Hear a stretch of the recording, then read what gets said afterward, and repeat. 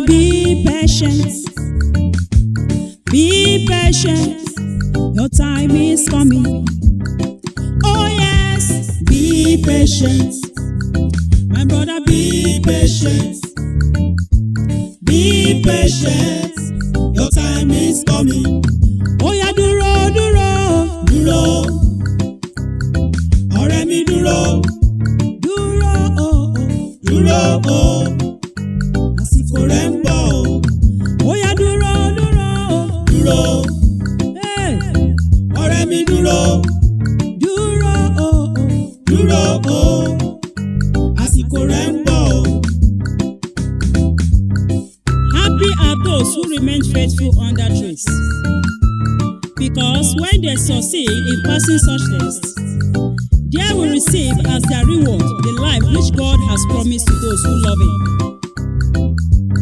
Pastors, prophets, and evangelists, all the ministers of God, this message is for us. Let us be strong through the grace that is ours. Everybody who wants to live a godly life in union with Christ Jesus will be persecuted. Take your part in suffering as a loyal soldier of Christ, and at the end you shall sing for joy. Be patient, my brother, be patient.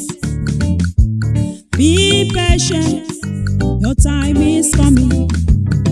Oh yes, be patient. My brother, be patient. Be patient. Your time is coming. Oh yeah, dúró, dúró. Dúró. Ọ̀rẹ́ mi dúró. Dúró, oh, oh. Dúró, oh. Àsìkò rẹ̀ ń bọ̀ o. Oh yeah, dúró, dúró. Dúró. Hey. Ọ̀rẹ́ mi dúró. Dúró, oh, oh. Dúró, oh. Àsìkò rẹ̀ ń bọ̀ o. Think no more, pastor, and cry no more. It will be better one day. The Bible says in Psalm 9:18 that the needy will not always be neglected. The hope of the poor will not be crushed forever, says the Lord. So be patient, pastor. Money is good. Yes, everybody knows that. But you have to wait for your time. Oh, Sheduro de àsìkò Olúwa, pastor. Not because of money and lose your eternity, my brother. Don't spoil the name of God. Who is there? No. Baba landlord. Good morning, sir. Baba, good morning, sir. Good morning, sir. Sir. Ẹ káàárọ̀, baba. Baba, gbogbo ilé ńkọ́, sir. Ẹ káàárọ̀, baba. Udeh. Money. Go, Baba landlord. Please, give us more time, Baba. No. Na money, you don't tell me small time. Small time don't reach now. Baba, ẹ dákun, á fún yín lówó yẹn jọ. A máa fún yín. Owó tá a expect ni ò bọ́ sí baba. Ẹ jọ á fún yín lówó yẹn. Àwọn akọ́kọ́ tẹ̀ mọ̀ pé ẹ ti gbìyànjú dáadáa. You've tried a lot for us, Baba. Ẹ jọ tó rọ lọ. Me, I no agree. Me no gree. Me today money. Come out for this house if you no pay money. Baba, ẹ dákun ẹjọ. Oṣù ti parí. Ẹ jọ ẹ dákun, a máa fún yín tó rọ lọ. Ẹ jọ. Kò sanwó kò jáde. Baba, ẹ jọ̀ọ́. Baba. Àmọ́ ìpè ẹ ti try for us so much. You try so much for us, Baba. Kò sanwó kò jáde. Kò jáde pẹ̀lú ẹrù. Just little time, Baba. Ẹ jọ bàbá ẹ dákun. Kò sí ẹ mú owó kẹsànwó fún mi. Oṣù mélòó ni? Bàbá sọ̀rọ̀ ni. Ọdún méjì ni eléyìí o. Ẹ dákun, bàbá sọ̀rọ̀ ni. Ọdún méjì ni eléyìí o. Mo fẹ́ gba owó mi lónìí báyìí. Baba, please help us a month and we will give you. Please, sir. Bàbá ẹ jọ. Títí ìparí oṣù bàbá ẹ dákun. A máa fún yín jọ torí Ọlọ́run. I'm begging you, Baba.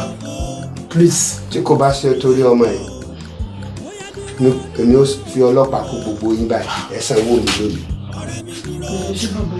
Ẹ sanwó mi lónìí tó agbá ọmọ yìí aṣàdúrà fún.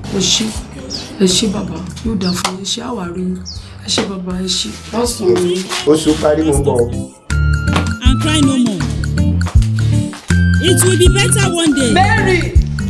The Bible says in Psalm 9:18 that the needy will not always be neglected. Samuel. The hope of the poor will not be crushed forever, says the Lord. So be patient, pastor. Money is good. Yes, everybody knows that. But you have to wait for your time. Oh, Sheduro de àsìkò Olúwa, pastor. Not because of money. Oh yeah, let's go. No time. At least 1 minute. Èwo ni àmọ̀ràn bí ní Ọ̀yọ́? Níbo ni gbogbo wa ń lọ? Pastor John, kí ló máa ń ṣe? You know, all the time la máa sọ fún nípa ọ̀rọ̀ aṣọ tẹ́ máa ń wọ̀. What a rag. Irú aṣọ wo lẹ wá tún wọ̀ tẹ́lẹ̀ wa lọ sí council meeting? Rag again? Imagine. Aṣọ mẹkáníìkì ó da àjàsọ yìí lọ. Ju eléyìí lọ. Hey, please, man of God, go back and redress. You can't follow us like this. Abeg, let's go. My friend, let's go. Go back and redress. You are not going with us with this. You will lead me. You can't just follow us with your dress. Pastor, let's go.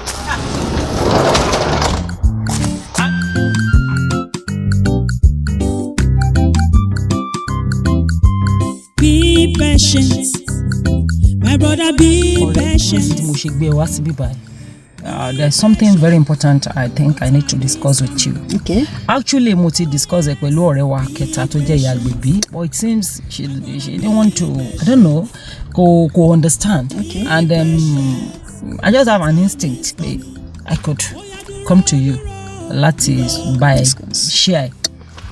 Ọ̀rẹ́ mi kan ó ní ìdánmọ̀. And Oji try a lot of things, IVF and all that, even surrogate mother and all that, but it failed. Okay. So anomo yi o are very, very important to our marriage and to our life. So mo de wa ba ọ̀rẹ́ wa tó jẹ́ ya Gbèbí ní church yín sọ̀rọ̀ pé, okay, is there any way to assist me láti bá mi rí ọmọ bóyá baby tán ṣe bí? Nothing evil is going to happen to the baby. The only thing is somebody else will mother the child. You understand? Yes, I did. So, ma ko fún wa lọ́mọ yẹn, and it's not going to be for free. Owó gidi la ma for a child, or I'll pay as much as 1.5 million. What do you say? 1.5 million lórí ọmọ kan. 1.5 million naira? Yes. Kò ṣe pé kankan máa ṣọmọ yẹn, kò sí kankan tó máa ṣe. The only thing is pé tẹ́nìkan ò bá láyọ̀ tẹ́lẹ̀jọ́ rẹ̀, you'll not be happy. So mo kàn wò pé it's just a way of helping that my friend, and but mo ṣe sọ fún rárá o, Jésù fẹ́ o, ọlọ́mọ yẹ kí n ṣe o, ẹ̀ṣẹ̀ ni o, kí this and that, kí ni máa ṣe, kí ni come, people are doing it everywhere. People are doing it everywhere. There's no big deal. Because you go mark pomo yen, èmi náà ṣá bímọ. So what's the big deal in that? Please let me come in this area. Do you mean that you are going to pay for that charge 1.5 million naira? In fact, over her system láti bá sọ̀rọ̀, and you are able to win her heart, and to de le fún wa lọ́mọ yẹn. For you alone, I'm going to give you 500,000. Hey! I need that. 500,000. So nǹkan tó máa ṣẹlẹ̀ ni pé ìyá Gbèbí yẹn ni kó jẹ́ ká sọ fún. Nígbà tó ti jẹ́ pé church yín ló wà, o lè manipulate òun. You know, by the time you tell people one day, help pastor o ṣe nonsense o ṣe gbá o pastor Mrs. o ṣe gbá o. No, má ṣe nǹkan tó lè dent, you know, people are doing it everywhere. Èèyàn lè jẹun, èèyàn lè kó nǹkan jẹ, but kí ẹ má yẹ kó bá òun lẹ́nu. Be patient, my brother, be patient. Be patient, your time is coming. Oya dúró, dúró, dúró. Ọ̀rẹ́ mi dúró, dúró, dúró. Àsìkò rẹ̀ ń bọ̀. Oya dúró. Pastors, they gather themselves on sọ̀rọ̀ sí mi. Ṣé tí apá ọba ṣe sá, ṣé yìí nìkan lórí báyìí?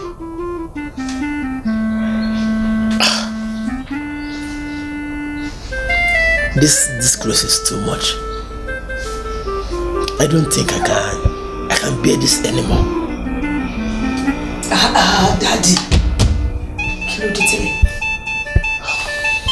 Kí ló ṣẹlẹ̀? My dear, kò sí kankan. Don't worry yourself. Kò sí kankan. Tí mo ti wà níbẹ̀, more than 15 minutes. Tẹ́nìkan kò ń dá sọ̀rọ̀, ẹ wá ní kò sí kankan. Kí ni nǹkan tó ṣẹlẹ̀?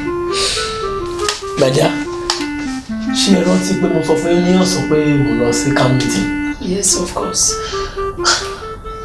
nígbà tí àwa all the pastors can meet in the church so that I don't move papọ̀ lọ sí the camp meeting yẹn. The pastor dey ṣe sọ olele sọ ele ni I'm a disgrace to other pastors.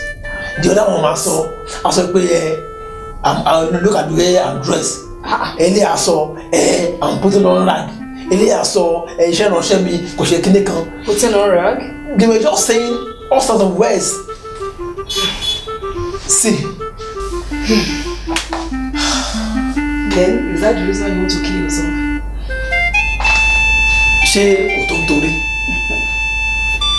Ṣé kò tó ń torí? A first class in mechanical engineering. Come on, I didn't do my Thinking cannot solve this problem. A ṣe jù bẹ́ẹ̀ lọ fún Jésù.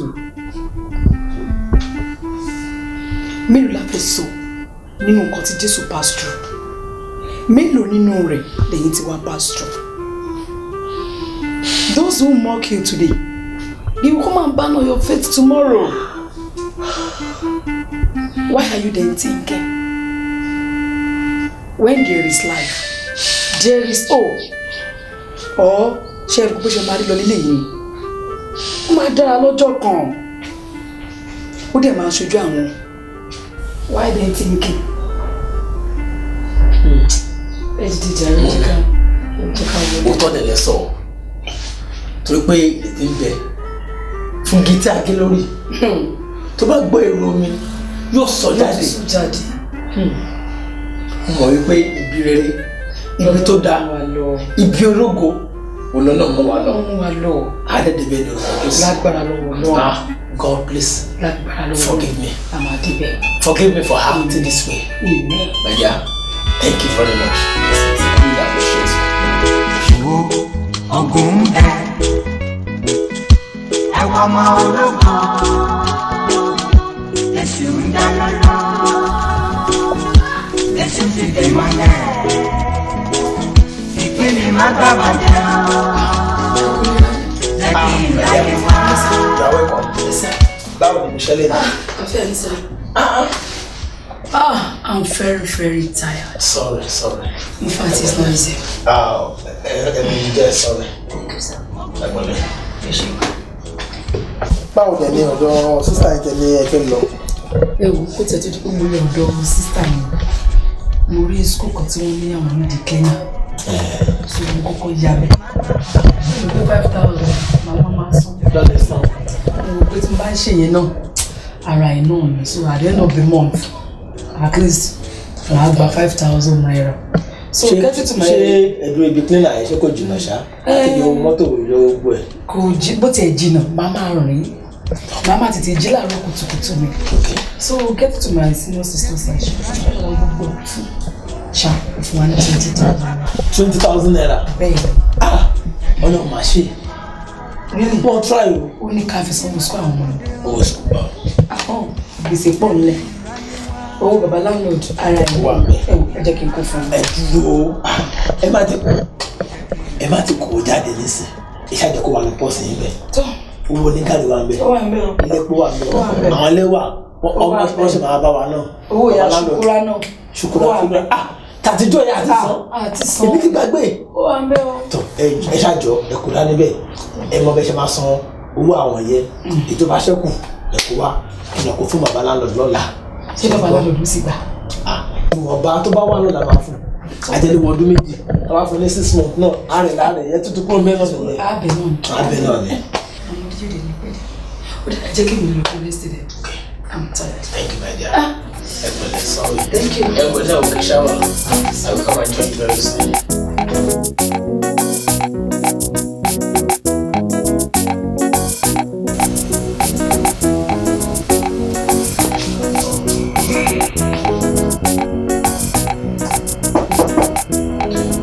Yes, who is there? Hello.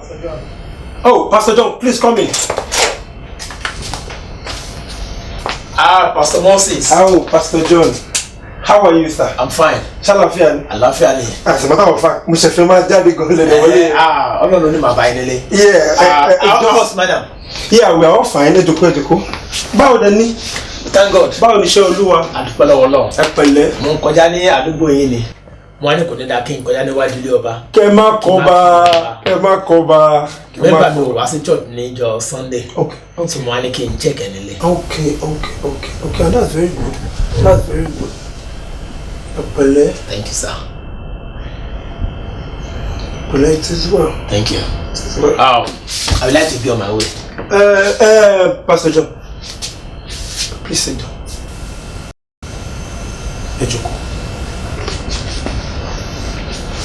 Ṣé kò sí? Kó má bàa sí. Okay. Pastor John, I am not happy. Inú mi ò dùn sí yín rárá. Kí ló dé? You see, ní ọ̀pọ̀lọpọ̀ ìgbà àwọn other pastors máa rí bí ẹni pé èmi àti yín close. I mean, look at yourself. Ṣé bí ṣe Ọlọ́run kan náà lájọ ń ṣe? Look at yourself. Look at me. I mean, I have to be honest with you. Inú mi ò dùn rárá. Inú mi ò dùn. But my brother, when Jesus was on earth, he suffered so much in the hands of people. Ìjìyàwó tàbí sufferness wo làwa ti rí. Pastor John, the same Bible tẹ́ ń kà ilé mi náà ń kà. We are serving the same God. Yes. The way you are taking this thing. Now, ẹni tí o bá mọ bí tí ẹgbẹ́ ẹ̀ ti ń là. Ẹgbàdé, I'm telling you this because of how we started together. Báwọn other pastors ṣe máa mọ̀ kí so many disgraceful instances mo ti rí tó gbà mí nínú jẹ́. I'm not happy. But my brother, you know me before now. I'm a graduate with first class. I have my certificate. But when God called me, I have to leave my certificate for the calling of God. But remember what the scripture says. Wait, Pastor John. Leave the scripture from this matter. Take it. Chuck me, mommy, color phone you were for me last week. This is iPhone. 178,000. You cannot serve God in poverty. Look at my house. Look at my church. Am I not serving God? Oh, answer me now. Am I not reading the same Bible? Don't forget we are childhood friends. But let me remind you, in case about it, baby. Share thing koto shele. Nígbà wedding yemisi. Oh, my people, good afternoon. I hope I'm not keeping you waiting, my people. I'm sorry for coming late. Pastor John, welcome. How is your family? Thank God, ma. Pastor John, come back. Excuse me. What the hell? What is this fucking rag you are putting on to pastor's meeting? Where do you think you are going? Putting on this rag to pastor's meeting? Rag? Yes, rag. I'm not sí pàdé àwọn olùṣọ́ àgùntàn. Ó ti jẹ́ pé ìgbà tó bá ti pé ìpàdé ìránṣẹ́ Ọlọ́run. Lẹ́ máa wọ àkísà wá sí inú gbọ̀ngàn wa. Kí ló dé ilé ìwọ̀n bàtà tẹ wọ̀ náà? Ó ga o. Pastor John, but I thought you were the one preaching. So why do you dress like this for crying out loud? Please get out and go and redress yourself. Pastor John, you are a disgrace to us. Ẹ ń dojú tì wá. Ṣẹ́yìn nìkan ni. Look at yourself. Ẹ wo bàtà tí ẹ wọ̀ náà. Àbí mo ti rò pé bóyá àwọn ló ti ẹ̀ ń dáná ni. Ẹ rí sí wọn. Ó sì ní ókè wẹ́n ni. Ẹ sì máa wù ọ́. Ògùn ń bẹ, ẹwà ọmọ ológun, Jésù ń dá lọ́lọ́, Jésù ti dè mọ́lẹ̀, ìpín mi má gbàgbọ́dẹ̀ ọ́, jẹ́ kí ìráyé wá.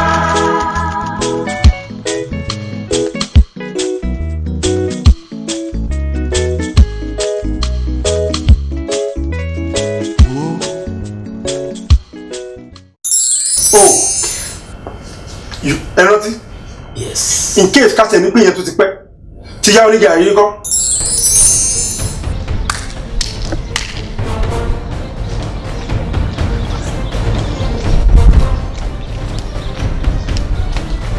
pásítọ̀ ẹ jáde o pásítọ̀ olórí burúkú tí màá gbà wọn gàrí lọ́wọ́ mi lójoojúmọ́ ẹ jáde o ẹ jáde.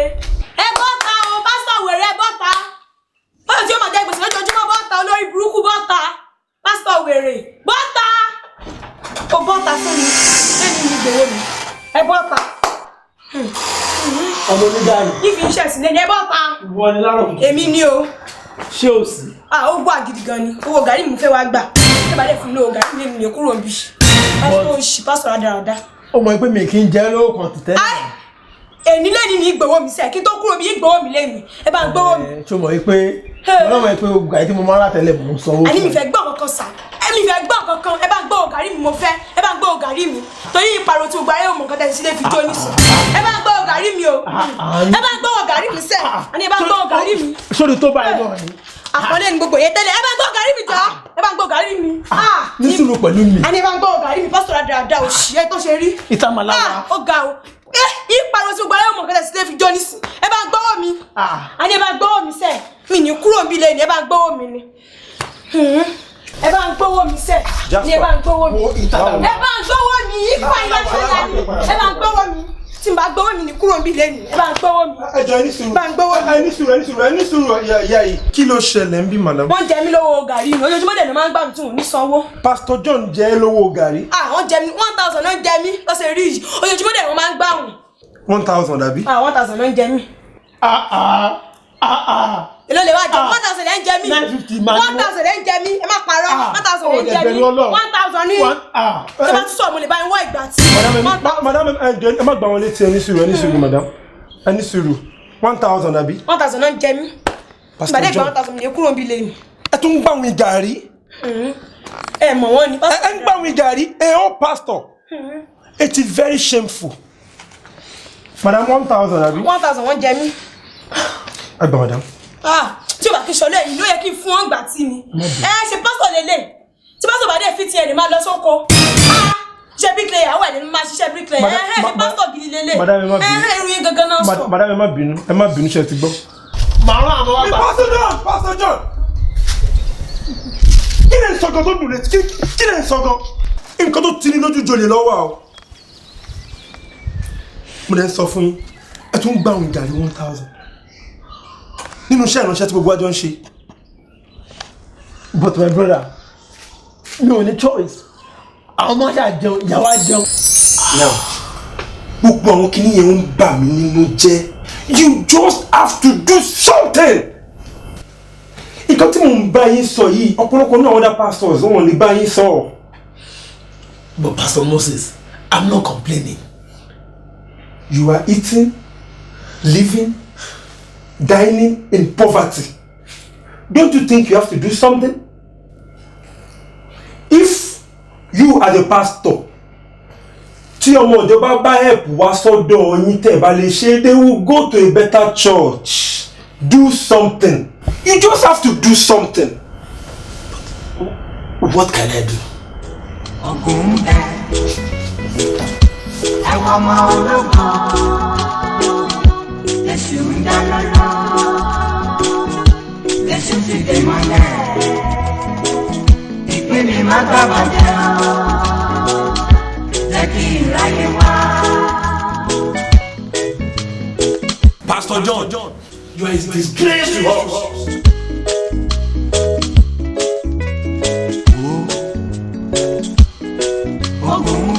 Nǹkan tí mo ń bá yín sọ yìí ọ̀pọ̀lọpọ̀ náà other pastors wọn lè bá yín sọ. Èṣù ń dá lọ́lọ́, Èṣù ti dè mọ́lẹ̀, ìpín mi má gbàgbọ́dẹ̀ ọ́, jẹ́ kí ìráyè wá. You just have to do something. Nǹkan tó tini lójú jolè lọ́wọ́ o.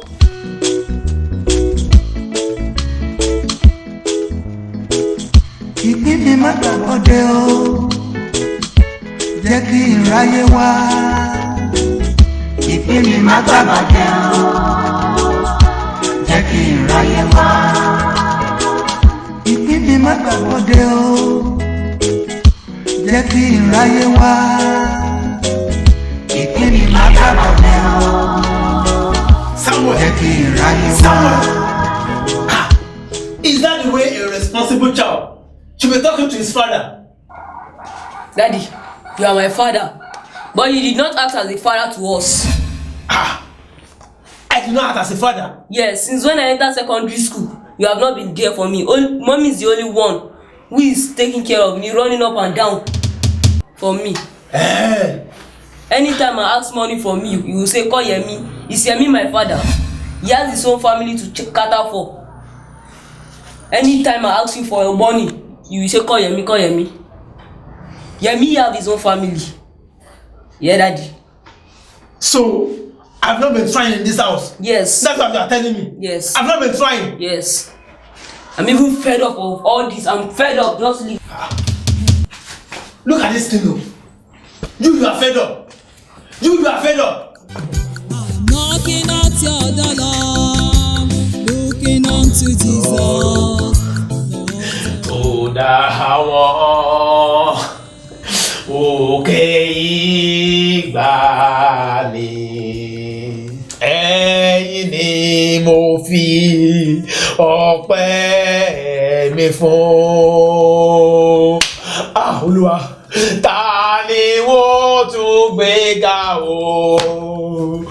bí kò ṣe Bàbá lókè? Ta ni wọ́n tún fi gbogbo ọpẹ́ mi fún? Olúwa ẹ ṣé, mo dúpẹ́ fún gbogbo tí ẹ jẹ́ lórí ayé mi. Olúwa ẹ ṣé fún gbogbo tí ẹ jẹ́ lórí iṣẹ́ ìránṣẹ́ mi. Olúwa ẹ ṣé fún gbogbo tí ẹ jẹ́ lórí ìdílé mi. Atóbìdì ẹmọ ẹ ṣé, atóbìdì mo dúpẹ́. Bàbá mo tàn yín wá ní wákàtí. Ẹ̀gàn yín pọ̀ ju Olúwa mi. Ẹ̀gàn yín pọ̀ ju Olúwa mi. Olúwa ṣìyanu láyé tèmi náà. Ṣẹ́gun ayé mi dògo. Ẹ̀mí bọ́ ṣẹ́gun ayé mi dògo. Ṣìyanu lórí iṣẹ́ ìránṣẹ́ mi Olúwa. Olúwa, má jẹ́ kí ayé bèrè pé Ọlọ́run mi dà. Má jẹ́ kí ayé kẹ́kọ̀ọ́ orúkọ rẹ lórí ayé mi. Má jẹ́ kí ayé fi orúkọ rẹ bú mi. Ẹ̀mí mọ̀ sọ agbègbè mi di ńlá. Ẹ̀sọ́ agbègbè dábẹ́sì ẹ̀sọ́ di ńlá. Olúwa sọ agbègbè tèmi náà di ńlá. Father, enlarge my cause, Lord. Olúwa.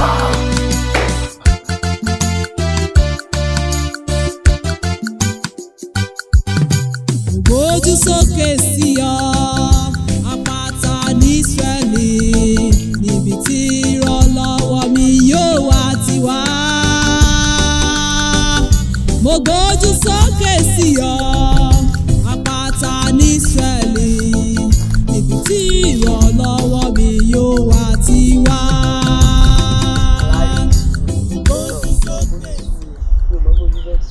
Àgbà parí school, akọrin káàkiri ní àríṣe àti wáṣíwáṣí àríṣe ọdún gọ́ọ̀dà lọ́ta ọmọ rẹ̀ ń ṣe ìrìn àjò ìgbòho ayé àná ìyá mi jí àwọn ìrìn àjò àdéhùn tó wá jí àkójọ olúwa ló bá wà láwọn aṣọ ìjọ ẹ̀kún tá a wá ní tí mo ní ìgbà ìwọ̀n suggestion anything tó máa ń wò sí àdéṣe kárí ní ìlú.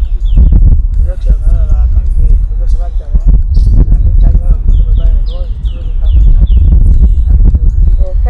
tí mo ní ìlẹ́nu láti jó ní ìyẹn that is what I need from you. Dáwà bá ṣe fòfí everything na ẹ ti kí ẹ báwo la ṣe máa rí àwọn ọ̀gbọ̀n yẹn pé kí wàá lọ́nà àti ti sì lára àti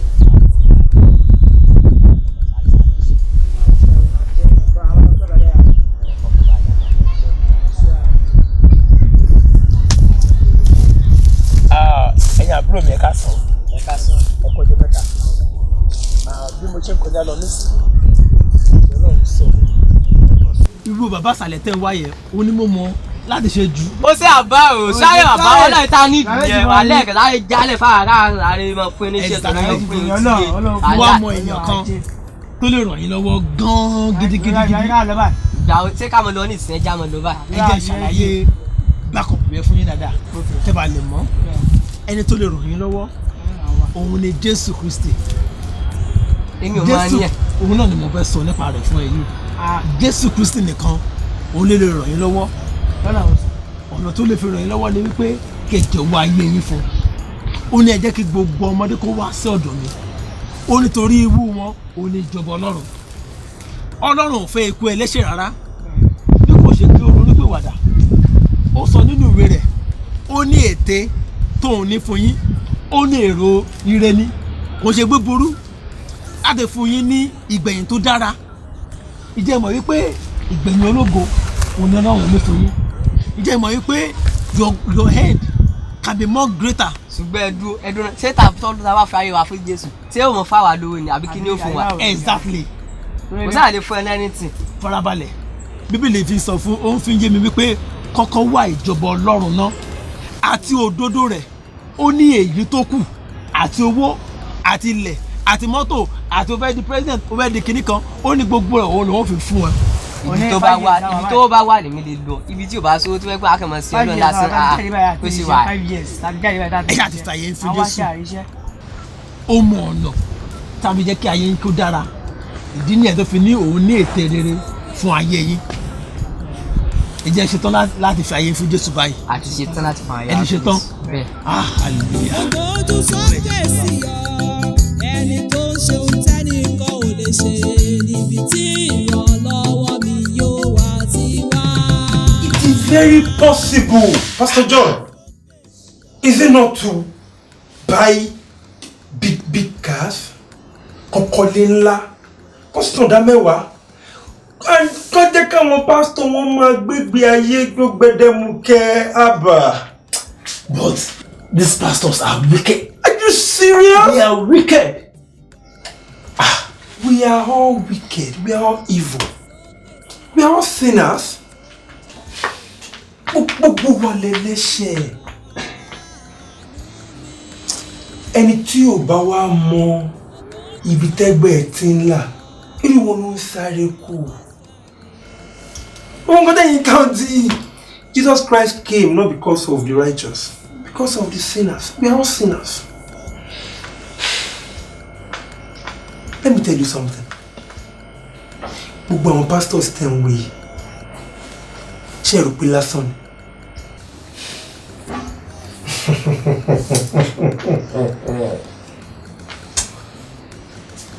Pastor John. Yes. Pastor John. Yes, I'm answering you. I will tell you something today. And I want you to listen attentively. I'm listening. Pastor John. Yes. Ǹjẹ́ gbọ́ pé Pastor Ezekiel ṣẹ̀ṣẹ̀ ra mọ́tò kan? Serious? Kò sí irú mọ́tò yẹn nílẹ̀. 18 million naira ló rà. 18 million naira? Nǹkan tí mo fẹ́ sọ fún yín lónìí, you have to do something. Look at yourself.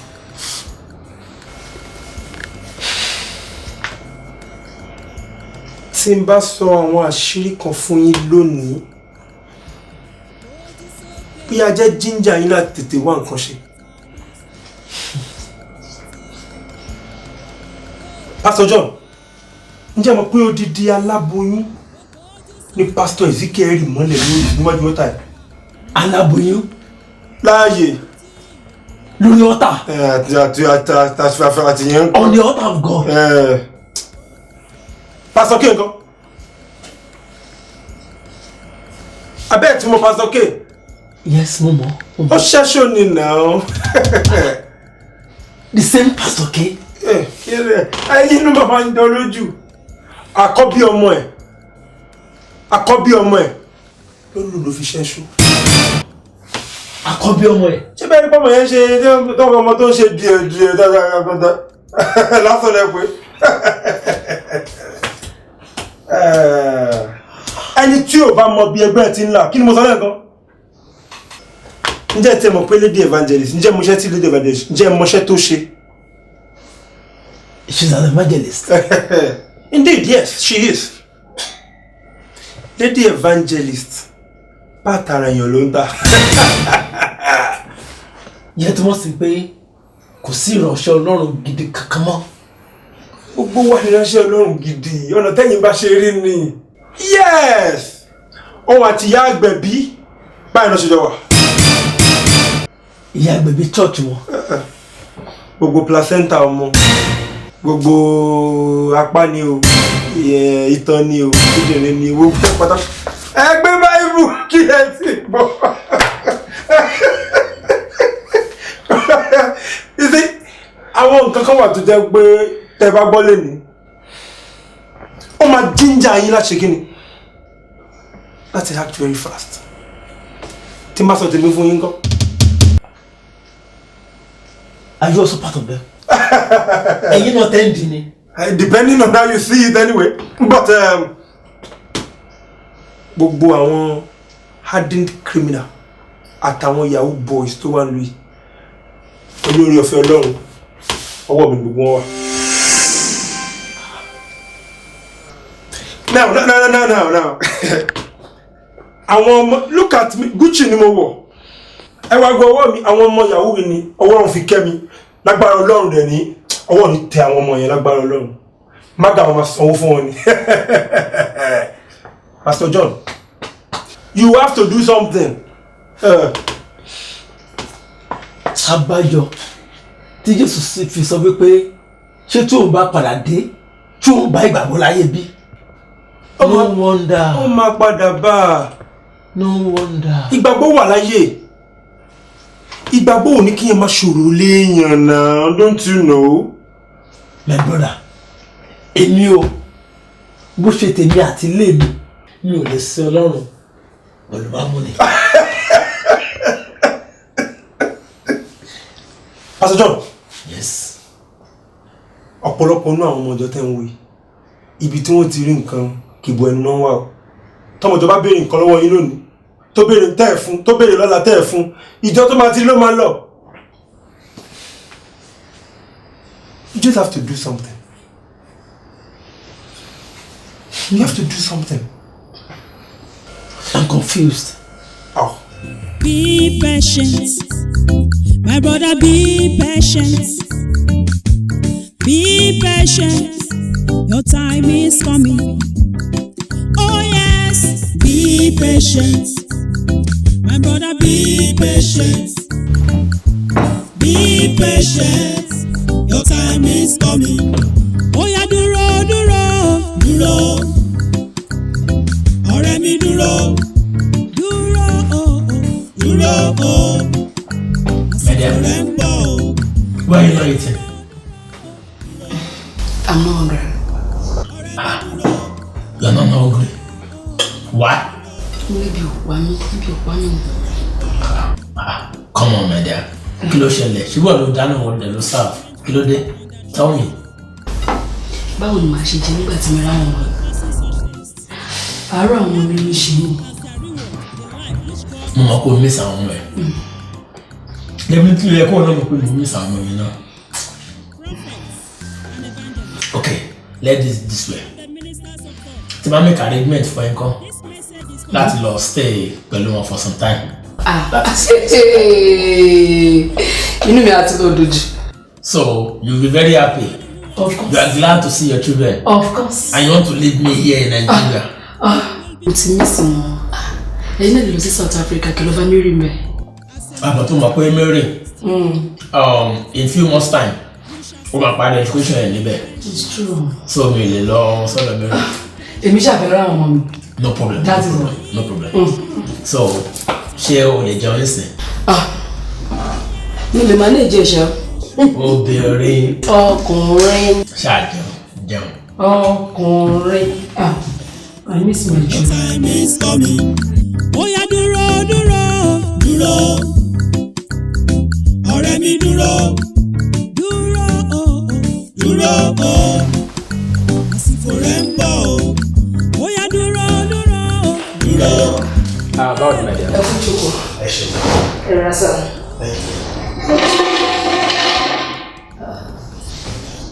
Ẹ wo news náà. Àsìkò tí kọ́tọ́ bẹ́ẹ̀ sọ̀rọ̀ ní ẹ̀sìn o. Ó dára. Ẹ rà sá. Mo fẹ́ báyìí sọ ọ̀rọ̀ kan ni. Ọ̀rọ̀ ni ẹ. Mo fẹ́ lọ rí àwọn ọlọ́sọ́pá ní ìlọ́la. So, pé àwọn ọba ni wọ́n lédè wa so mo lè tún fẹ́ ṣe létí pẹ̀lú àwọn widows lọ́la ìlú ló ń gbé kí n ṣàlàyé fún yín. That's a very good idea. Make sure you make every necessary arrangement pẹ̀lú àwọn school àti hospital. Full stop tí ẹ kó wá ní last time yẹn. Ẹ make sure pé ẹ kó gbogbo àwọn full stop yẹn lọ. The national team Mr. Adeleyi kọ́kọ́ wá fún wọn last time tí a lọ tán yẹn. Ẹ make sure pé ẹ kọ́ wá ṣe ọ̀nà dání. God bless you. Ẹ kálẹ́ ọ̀hún ní ènìyàn wọn nílé a kí yín pé a kú iṣẹ́ látàárọ̀ ìròyìn káàkiri àgbáyé la mú wá sí etí gbọ̀nyín ṣáájú ẹgbẹ́ kókó inú ìròyìn náà orúkọ tèmi ni Táíwò Ẹniọlá láti iléeṣẹ́ móhùnmáwòrán Bójúrí ìpínlẹ̀ Onílé Ọgbọ́n ẹgbẹ́ ohun tí a mú wá fún yín. Ọwọ́ sìnkú àwọn ọlọ́pàá tẹ ìyá àgbẹ̀bí tí ó ń ta olúgbé ọmọ tuntun àti ẹ̀yà ara ènìyàn tí ó sì jẹ́wọ́ pé ọ̀rẹ́ òun Sista Lizzy ló sùn òun sí òwò náà. Kàyéfì ńlá ló jẹ́ nígbà tí ìránṣẹ́ Ọlọ́run kan tí orúkọ rẹ̀ ń jẹ́ Ọlọ́rundá Philip kú tí àwọn ẹgbẹ́ ògbóni sì gbé orí rẹ̀. Ọwọ́ àwọn agbófinró tẹ olùṣọ́ àgùntàn tó bu aláboyún láàyè nínú ìjọ rẹ̀ lẹ́yìn tí ìjà ráńpẹ́ kan ṣẹlẹ̀ láàrin òun àti alàgbà ìjọ rẹ̀ tí alàgbà yìí sì tú àṣírí àwọn agbófinró bá ṣiṣẹ́ wọn. Kàyéfì mìíràn mà tún ṣẹlẹ̀ nígbà tí ọwọ́ sìnkú àwọn ọlọ́pàá tẹ àwọn adigunjalè kan tí wọ́n sì jẹ́wọ́ pé ìránṣẹ́ Ọlọ́run kan tí orúkọ rẹ̀ ń jẹ́ Moses Talómọ̀lá ni bàbá ìsàlẹ̀ àwọn. Super Eagles fakọyọ ní alẹ́ àná pẹ̀lú bí wọ́n ṣe tẹ̀yìn Brazil bẹ́lẹ̀. Daddy, rúmọ̀ ni gbogbo eléyìí náà. Yes. Ṣé ó rí ìjà? Very very real. Èmi tí mo gbélé tẹ́lẹ̀. Ìyá gbẹ̀bí. Pastor Moses. Níbo la ń lọ? Níbo la dé lọ? Daddy, imagine all these things. Kí ni àwọn ìránṣẹ́ Ọlọ́run kí ni wọ́n wá nínú ìdí nǹkan ilé?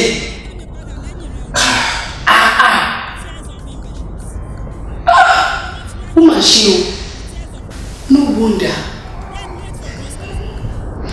Tí òun ni mo fi sọ wípé tí Jésù bá dé, tí yóò bá ìgbàgbọ́ láyé bí. Exactly. This is very serious. Unbelievable.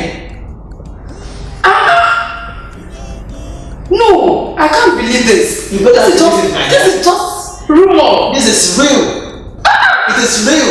How do you know it's real? Mo sọ fún ẹ tẹ́lẹ̀ pé Pastor Moses ti ṣàlàyé gbogbo ilé fún mi. Ṣé ní yóò jọ mí lójú? Jesus Christ. This is very serious. In fact, Daddy, this is very, very serious. Hey.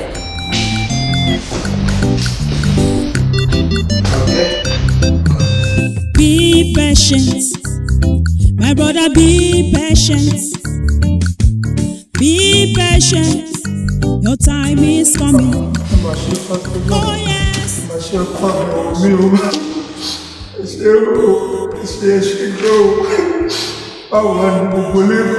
Family wa dada. Dada ló wà.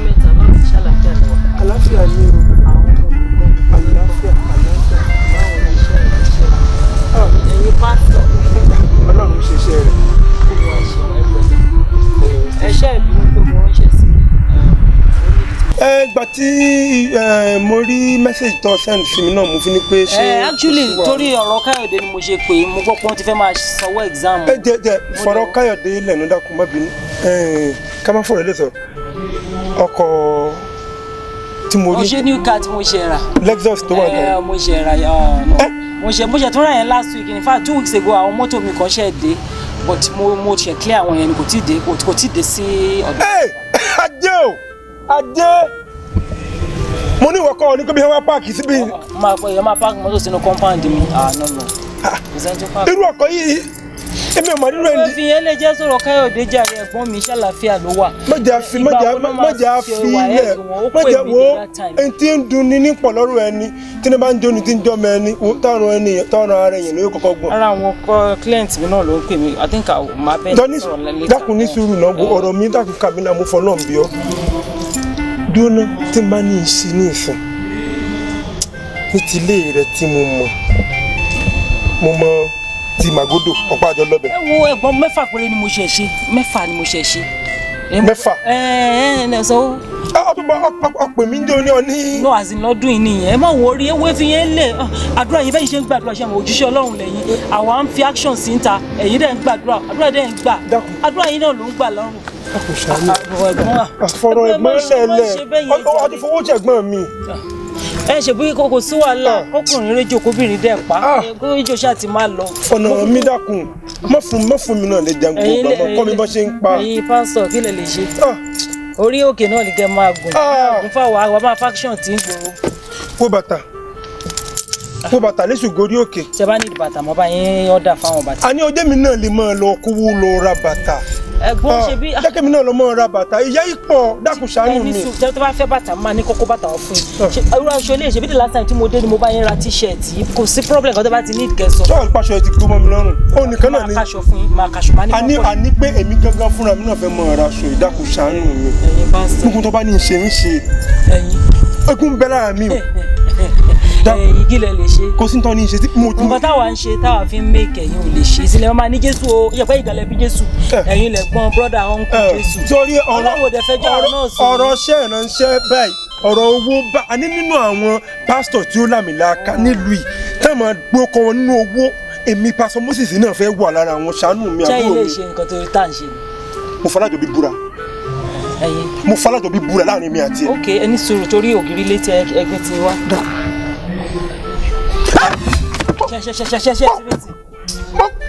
ẹni sùúrù nǹkan tí mò ń sọ fún yín látẹ̀kan nìyẹn ebi gan mi mọ̀ nǹkan tó ṣe mí tí mo fi sọ nọ́ọ̀sì. ìkúnlẹ̀ abiyamọ. kí ni kò. àbúrò mi owó ẹ̀jẹ̀ lọ́nà. can you just imagine. àbúrò mi owó ẹ̀jẹ̀ lọ́nà. àti kàdíọ́. alájọbí lẹ fi búra o alájọbí lẹ fi búra if not mi ò ní sọ fún yín o mo dẹ̀ sọ fún yín tẹ́lẹ̀ mo ní sílẹ̀ wọn wàásù Jésù yìí o tó wáyé pé nǹkan tí mo sọ yẹn tí ẹ bá lè ṣe ó wà bẹ́ẹ̀ ohunkóhun tẹ́ ẹ bá ti fẹ́ máa fún yín mo máa tọ́jú yín máa sanwó sukọ àwọn ọmọ yín kò sí di bẹ́ẹ̀. ṣùgbọ́n ẹja tó ń rò náà ẹja rò. àná òṣìbẹ́ kéèyàn kan fẹ́ dáwọ́ gbá church ẹ̀gbọ́n ẹ̀ mú nǹkan even ní church lẹ́nu àwọn tó lówó náà ń jókòó síwájú. òótọ́ ni. in fact àwọn GOs yín àwọn tó lówó wọn lè rí dárí GO at any fucking time. òótọ́ ni. àwọn tó ti bàtà wọn jẹ kúmbà wọn máa fi wọn sí géètì wọn daddy is sleeping. ọ̀gá àwọn ọlọ́kadà Unity Express nìkan náà ni tó lówó ní church ọ̀dọ̀ wa tó ń wá sí church ọ̀dọ̀ wa ọ̀gá àwọn ọlọ́kadà lọ. wọ́n dẹ̀ lólówó church yìí. lólówó jù níbi ìsàn express òun náà ni òun la fi jẹ́ chairman. nǹkan tí mo fẹ́ sọ fún yín. ẹ bó lọ ṣá fẹ́ ràn mí lọ́wọ́ dákun. ṣe máa lè ṣe ṣeré tí wàá mọ tí ẹgbẹ́ tí ń la wọn máa sáré kúrò gbogbo àwọn pastors yìí tẹ̀ rí yẹn ẹlòmíì wà ojú báyìí ló sí òkè ojú báyìí ó ti sìn tó bá ní wò ó máa kú lọ́la aṣọ tó wọ̀ lánàá oúnjẹ tó jẹ ibi tó sùn sí ìyá àwọn tó jọ sùn gbogbo ẹ̀ ló máa rí ó dẹ̀ máa sọ fún ó dẹ̀ máa rí bẹ́ẹ̀. àwọn kan wà handkerchief ló máa ń lò tó bá ṣe báyìí fíà àwọn èèyàn máa ṣubú ni wọn ló fall under anointing. ṣé irọ́ ni mo pa àwọn kan dé wọ̀ tó yẹ pé gbogbo àwọn báyìí wọ́n ti sin táwọn yẹn bá sọ pé go and bring 2 million naira tó wà nínú àkáǹtì ẹ̀yìn tó máa lọ gbówó wá. so ẹni tí ò bá mọ ibi tí ẹgbẹ́ ẹ̀ ti ń la ó máa sáré kú bó ṣe ń sọ fún yẹn èmi kàn ń já yín sí you see one thing olówó ló láyé in fact ẹni tó lówó òun lọ́lọ́run gan fẹ́ràn bó ṣe bá ti lówó kò ní máa kanra ẹni tó bá dẹ̀ ń kanra ò lè díjọba ọ̀run. ọ̀rọ̀ kan gbọ́ tó yẹ kí n sọ fún ọ nígbà wọn pé ìyá ń garí aṣọ tó rà fún mi ní òní òjò pé ìyá ń ya. ẹ̀jẹ̀ ló wà bí. 650 ni. ẹ̀gbọ́n ẹ̀rọ mi sì gbọ́ tí mo bá yín sọ. olówó kan láàrin òtòṣì mẹ́fà òtòṣì ní gbogbo tábà pé méjì inú fámìlì tájọ́ ṣẹ̀mú everything máa ṣe dáadáa. dákun máa wá ètò ìbá lè tó tọ́lọ́mọ. ẹ̀rọnú sí kẹ́gẹ́ vaccine ẹ̀rọ. mo ti mọ́wọ́ mo ti bá yára mi jẹ́ ọ́.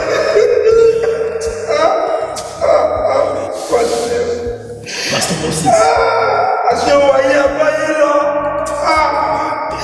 bẹ́ẹ̀ni kí wọ́n mú pé ọ̀dẹ̀ bá bá wọn tó wà lókè.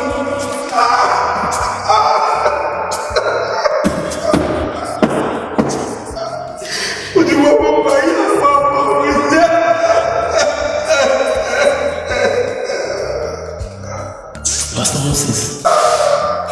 kọ́ ni tó wà lẹ́yìn. Ohun tẹ nílò nísìnyí, òun ni kẹ́bìrì fún ìdáríjì ẹ̀ṣẹ̀.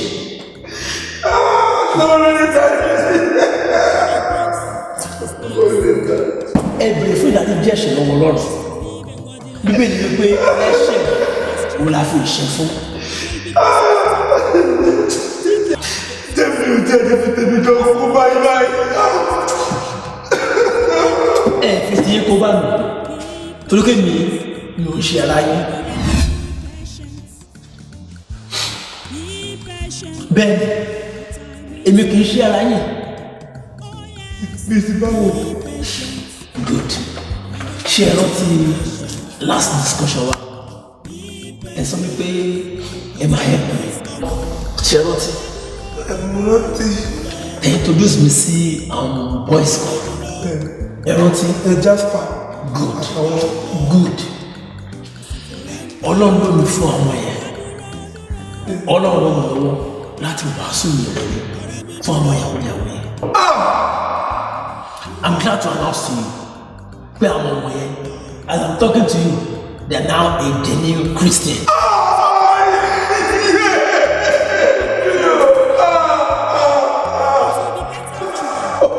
Bíbélì wípé tètè kọ́kọ́ wá ìdìbò náà àti òdodo rẹ̀ ó ní èyí tó kù òun ló wá fi fún wa ṣùgbọ́n àwọn èyí tó kù lẹ́yìn ẹ̀ ó ní àwọn ọ̀nà wo ló wá gbé gbà báwo ló ṣe rí owó ti dé ló fi dolókìkí tí gbogbo ayé fi pọ̀ ọ̀nà wo ló gbé gbà báwo ló ṣe rí. Kì í ṣe gbogbo ìránṣẹ́ Ọlọ́run tó lówó olùtẹ̀lédè ọ̀rọ̀ tí mo gbà lówó. Be patient, my brother, be patient. Be patient, your time is coming. Oh yes, be patient, my brother, be patient. Be patient, your time is coming. Oh yeah, dúró, dúró, dúró. Ọ̀rẹ́ mi dúró, dúró, dúró. Àsìkò rẹ̀ ń bọ̀. Àlàáfíà fún nílé yìí o. Àlàáfíà fẹ́ tó ń bọ̀. Ẹ ra dáàdi. Ẹ ká sọ máa. Yes sir. Ẹ kò jọ mẹ́ta sir. Ẹgbẹ́ àgà. Yes sir. But ojú ẹ má dùn ojú ti lọ ní ara mi. Ẹ ra sir. Yes ma. Orúkọ mi ni Kelechi. Ẹ rántí mi mọ́ dáàdi. Èmi ni ẹ pàdé lójú ọ̀nà lọ́jọ́sí. Tẹ́ ẹ gbàdúrà fún tára màmá ẹ̀ ò yá. Kelechi. Àìrínò ayé máma jó dá mi padà lẹ́yìn rẹ Olúwa. Tears of impatience. If you are not ready to share the tears of impatience, then wait for God's time, because God's time is the best. Ó yá dúró, dúró, dúró. Ọ̀rẹ́ mi dúró, dúró, dúró. Àsìkò rẹ̀ ń bọ̀ o. Ó yá dúró, dúró, dúró. Ọ̀rẹ́ mi dúró, dúró, dúró. Àsìkò rẹ̀ ń bọ̀ o. Be patient, my brother, be patient. Be patient. Sorry aunty, mo rí i pé bí mo ṣe ń kọjá lọ lẹ́gbẹ̀ẹ́ yín ẹ̀ tí ẹ̀ wò mí. Mo rí pé you are deeply in thought. Kí ló ń ṣẹlẹ̀ sister?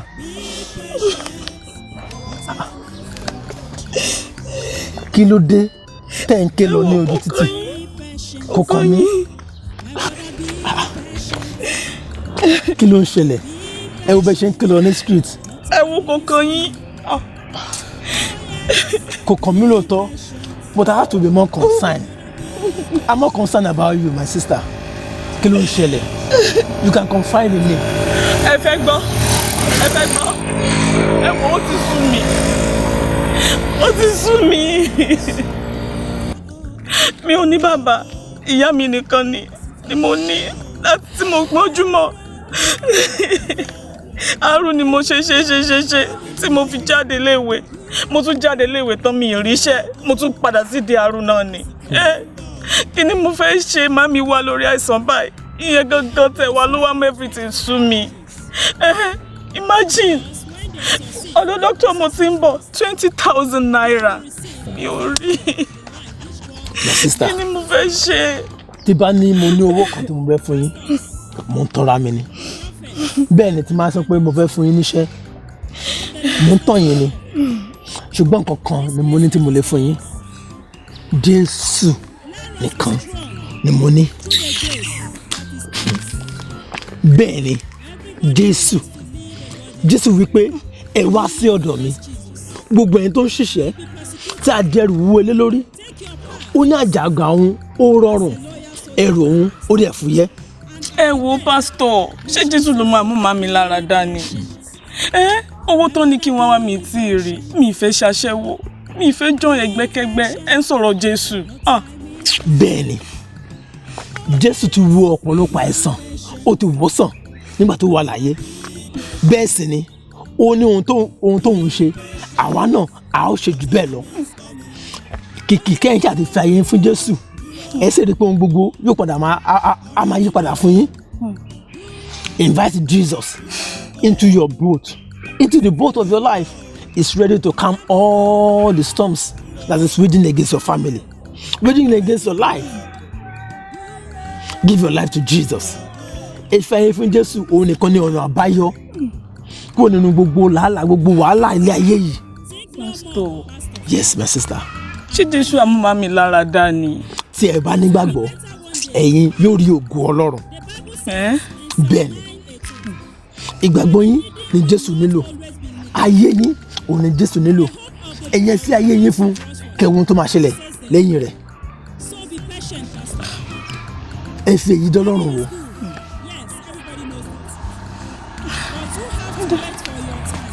You are ready to give your life to Jesus. I will give it a try. Thank you, Jesus. Thank you, Jesus. Níbo lẹ lọ níbí báyìí? Mo padà sọ́dọ̀ màmí ni bàtọ́ mi ọ̀dọ̀ rẹ̀ mi tí mo lọ.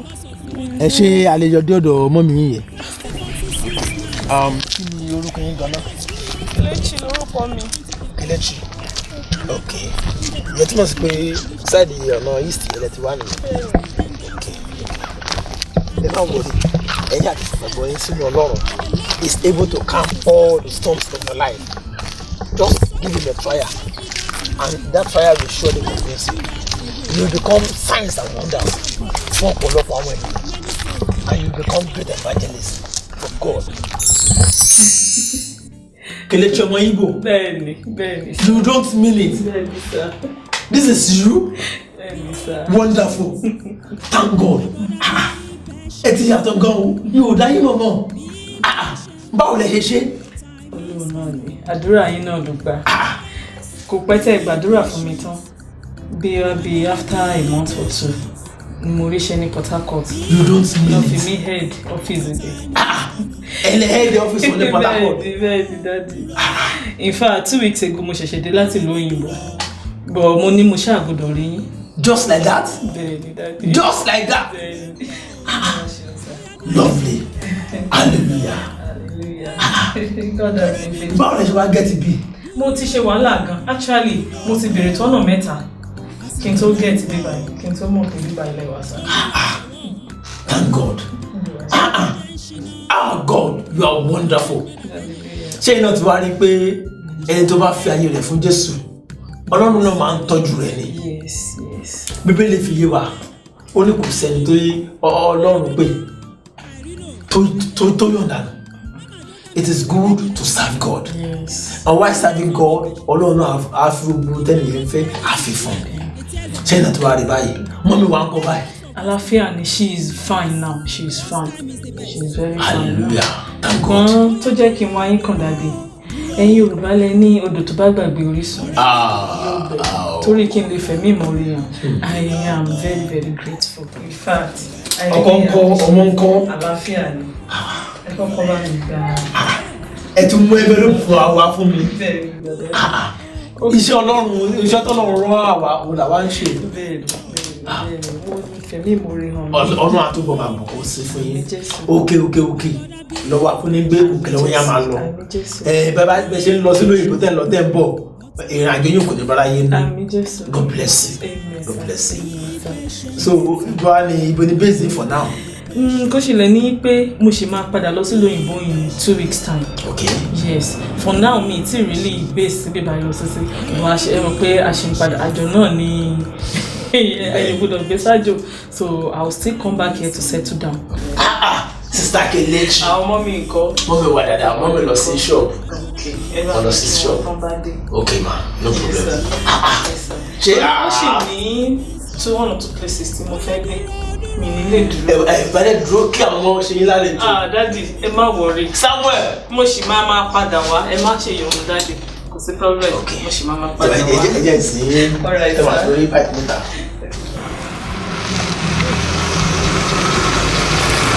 Ṣé ẹ̀yin náà ti wá rí báyìí? Gbọ́dọ̀ ló máa ń fi ìyàtọ̀ sáré àwọn tó ń sìn àtàwọn tí ò sìn.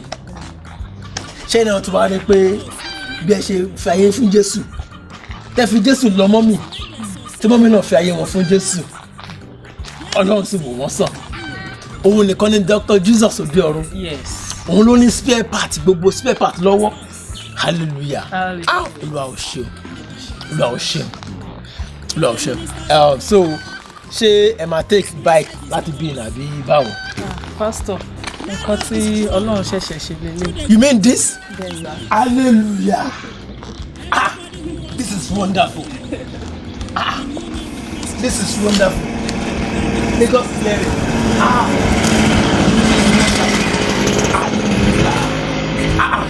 And at the end, you shall sing for joy. Be patient, my brother, be patient.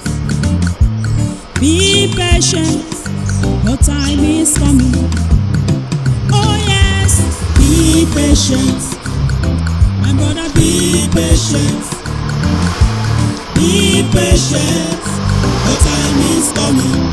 Oh yeah, dúró, dúró, dúró. Ọ̀rẹ́ mi dúró, dúró, dúró. Àsìkò rẹ̀ ń bọ̀ o. Ó yá dúró, dúró, dúró. Ọ̀rẹ́ mi dúró, dúró, dúró. Àsìkò rẹ̀ ń bọ̀ o.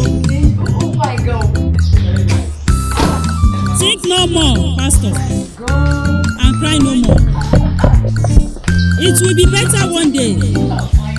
The Bible says in Psalm 9:18 that the needy will not always be neglected.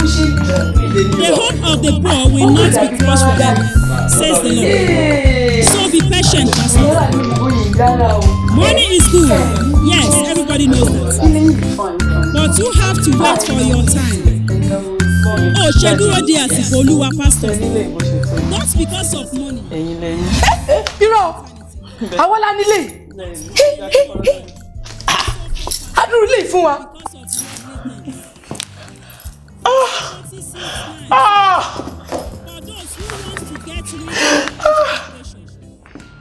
Thank you, Jesus.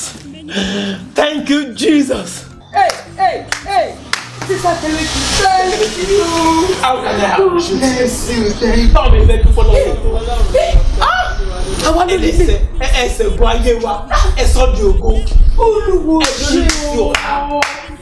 In fact, indeed, you are an answer to our request. Oluwasheun. Àwa náà jáde. Ìyẹn ní báwa náà lò nílé. Ilé rẹ̀ gidi. Sister Kelechi. Lóòótọ́. Bẹ́ẹ̀. Gbogbo ayé mo ti sọ yìí ní ọba ọlọ́run. Àṣìlẹ̀ àdúrà Olúwa kì í ṣú. Ọ̀rẹ́ mi, ayé yìí lọ pẹ̀lú ìfẹ́kúfẹ́ rẹ̀.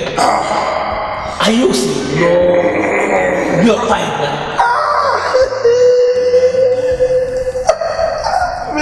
Ìwé Mátì orí 5 ẹsẹ̀ 13 ó ní pé bí iyọ̀ bá di ògùn kí ni a fi mú ojú bí kò ṣe kí a dànù ká sì tẹ̀ mọ́lẹ̀ bí iyọ̀ ayé ẹni bá ti di ògùn wúlò fún kankan mọ́. Mo gbé o. Bí àwọn èèyàn bá ti ẹni gbogbo wọn tilẹ̀ wá owó. Bí ti àwọn iṣẹ́ bí àwọn ìránṣẹ́ Ọlọ́run kọ̀. Kábítẹ́ẹ̀mì kọ́ gbọ́. Kábítẹ́ẹ̀mì kọ́ gbọ́. Èyí ò kó àwọn ìránṣẹ́ Ọlọ́run mìíràn bí wo tiẹ̀ yìí lọ́gbọ́n. Kábítẹ́ẹ̀mì tí wọ́n wá owó by all means. Ó dà pé tábìlì wà ní fẹ́ lọ. Let's pray. In Jesus' name, I appreciate you, oh Lord, for your son. Be patient, my brother, be patient. Be patient, your time is coming. Oh yes, be patient, my brother, be patient. Be patient, your time is coming. Oh yeah, dúró, dúró, dúró. Ọ̀rẹ́ mi dúró.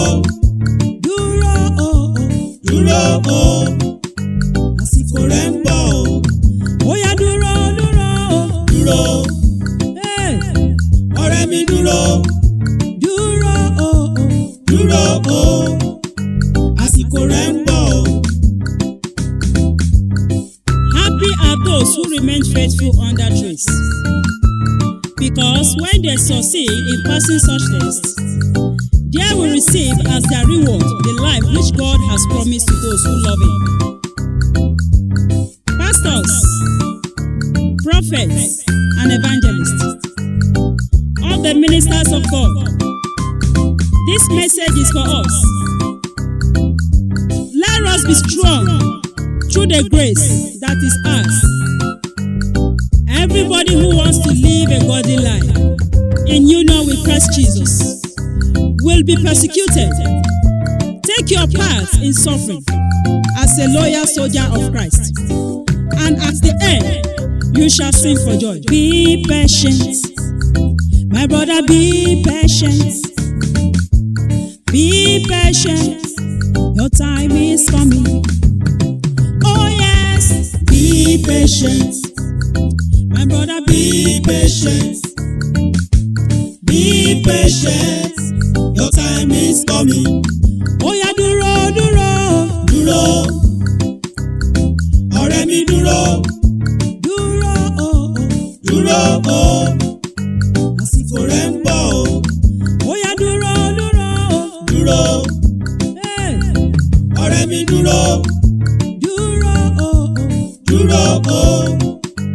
Àsìkò rẹ̀ ń bọ̀ o. Think no more, pastor, and cry no more. It will be better one day. The Bible says in Psalm 9:18 that the needy will not always be neglected. The hope of the poor will not be crushed forever, says the Lord. So be patient, pastor. Money is good. Yes, everybody knows that. But you have to wait for your time. Oh, ṣe dúró de àsìkò Olúwa, pastor. Not because of money and lose your eternity, my brother. Don't spoil the name of God, you so-called pastor, because of worldly things.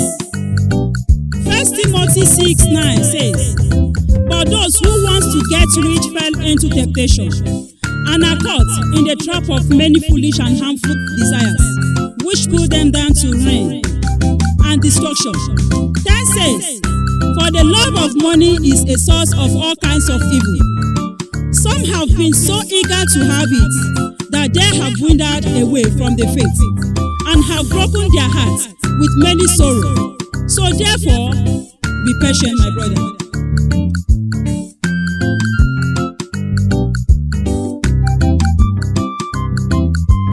Be patient, my brother, be patient. Be patient, your time is coming. Oh yes, be patient, my brother, be patient. Be patient, your time is coming. Oh yeah, dúró, dúró, dúró. Oh dúró, dúró, oh, oh. o. Bóyá dúró dúró dúró. Ọ̀rẹ́ mi dúró. Dúró o. Dúró o.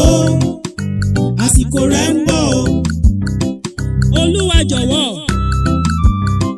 má jẹ́ ń ṣìnà.